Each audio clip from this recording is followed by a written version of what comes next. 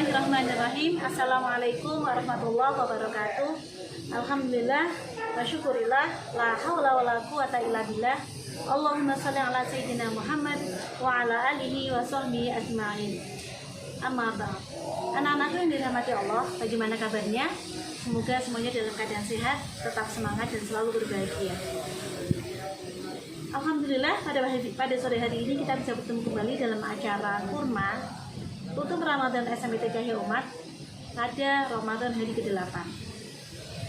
Tentu sebuah nikmat yang luar biasa Allah mempertemukan kita dengan bulan Ramadan.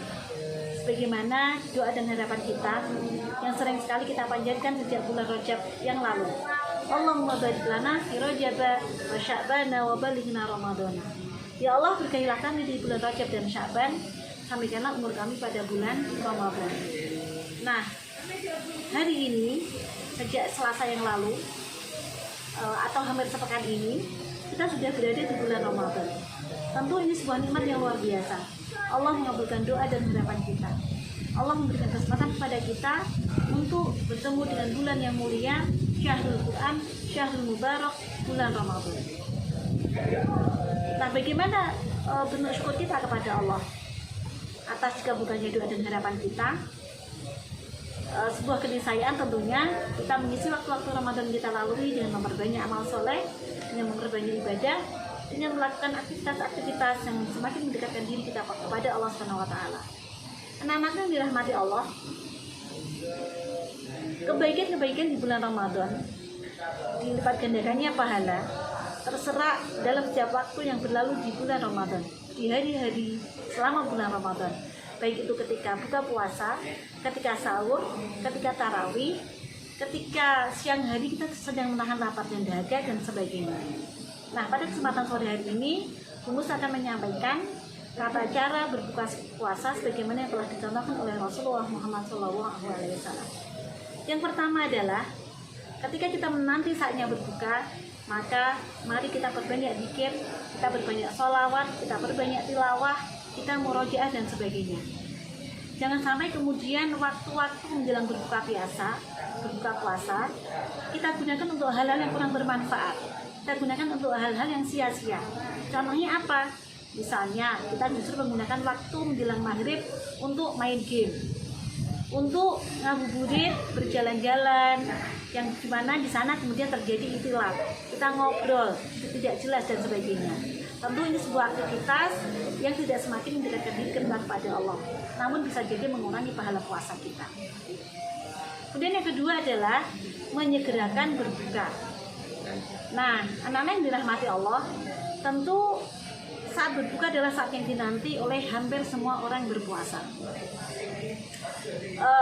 Menjelang berbuka puasa, biasanya kita sudah menyiapkan berbagai menu ya anak-anak ya.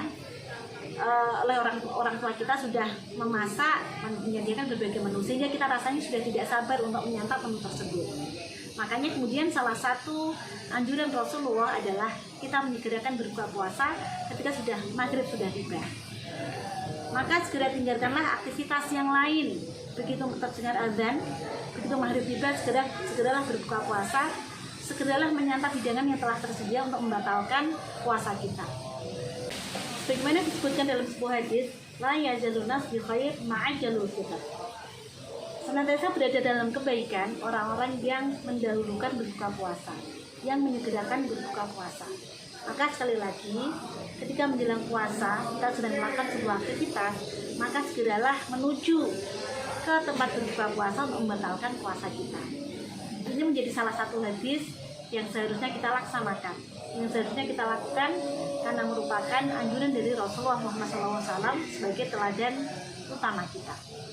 Untuk selanjutnya, yang ketiga adalah mengkonsumsi makanan yang manis. Anak-anak yang dirahmati Allah, dalam sebuah hadis Rasulullah menyebutkan bahwa dahulu Rasulullah ketika berbuka puasa mendahulukan mengkonsumsi makanan yang manis, yaitu kurma. Kemudian jika tidak ada kurma, maka pilihannya adalah air putih. Nah, bagaimana dengan kita?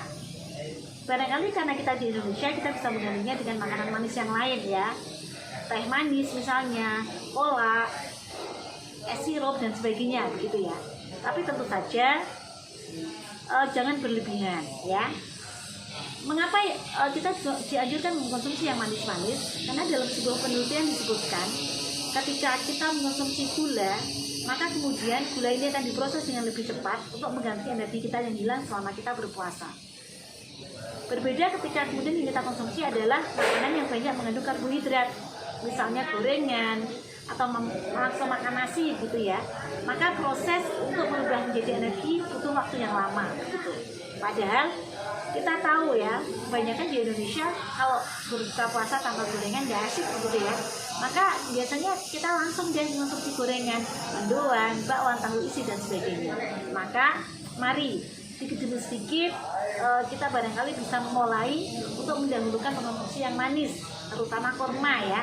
Kalau tidak ada kurma bisa diganti yang lain atau air putih gitu. Dengan tujuan utama agar energi kita yang hilang, energi kita yang berkurang, kita yang agak lemah karena seharian berpuasa kemudian menjadi kuat kembali dan siap melaksanakan aktivitas setelah ba'da berbuka puasa. Selanjutnya yang keempat adalah berbuka secukupnya, tidak berlebihan. Anak-anak yang dirahmati Allah, saat berbuka puasa seakan-akan kita seperti lepas dari kendali ya. Kita seperti merdeka dari menahan makan dan minum selama seharian begitu. Sehingga kadang kita lupa diri, semua yang di depan kita makan gitu ya. Kita makan gorengan, kita makan es campur, kemudian kita masih makan nasi dan sebagainya. Apa yang terjadi? Tentu kita akan kekenyangan, perut kita akan penuh, sehingga selanjutnya kita merasa malas, mager kalau anak muda ya menyebutnya ya, sehingga kemudian sholat pun bisa jadi gak khusyuk. Makanya meskipun kita dianjurkan menggerakkan berbuka puasa, mengkonsumsi yang manis-manis, tapi secukupnya saja, cukup untuk menjanjal perut, cukup untuk mengembalikan energi kita, cukup untuk menguatkan kita kembali. Jangan berlebihan, jangan kita isi lambung kita dengan sampai kenyang, sampai penuh begitu, sehingga kemudian hal itu akan menghambat kita untuk melaksanakan aktivitas sholat maghrib. Kita menjadi bermalas-malasan, kita jadi ngantuk mungkin, sehingga kemudian ketika saatnya sholat isya, sholat taraweh, kita kemudian berkantuk-kantuk, kita nggak semangat dan sebagainya akibat kekenyangan. Nah, itu tadi 4 hal yang semestinya kita lakukan ketika saatnya berbuka puasa, sebagaimana yang telah dicontohkan oleh Rasulullah Muhammad SAW. Mudah kan untuk dilakukan? Nah, mari mulai dari sekarang kita laksanakan sunnah-sunnah itu agar kita mendapat keberkahan Ramadan dengan maksimal, agar kita bisa meraih pahala kebaikan di bulan Ramadan ini sebanyak-banyaknya. Jangan sampai Ramadan berlalu kita tidak mendapatkan apa-apa, namun kita hanya mendapatkan lapar dan dahaga saja. Tentu kita akan menjadi orang-orang yang sangat merugi. Nah, anak-anak yang dirahmati Allah, apa yang Bumi sampaikan tadi tentu menjadi pengingat bagi Bumi pribadi. Semoga bermanfaat buat kalian, dan tolong sampaikan juga kepada orang lain, kepada keluarga kalian ya, bagaimana agar kita bisa melaksanakan sunnah-sunnah Rasulullah dengan baik selama bulan Ramadan. Kemudian anak-anak yang bisa Bumi sampaikan, mohon maaf jika ada kekurangan. Billahi taufiq wal hidayah. Assalamualaikum warahmatullahi wabarakatuh.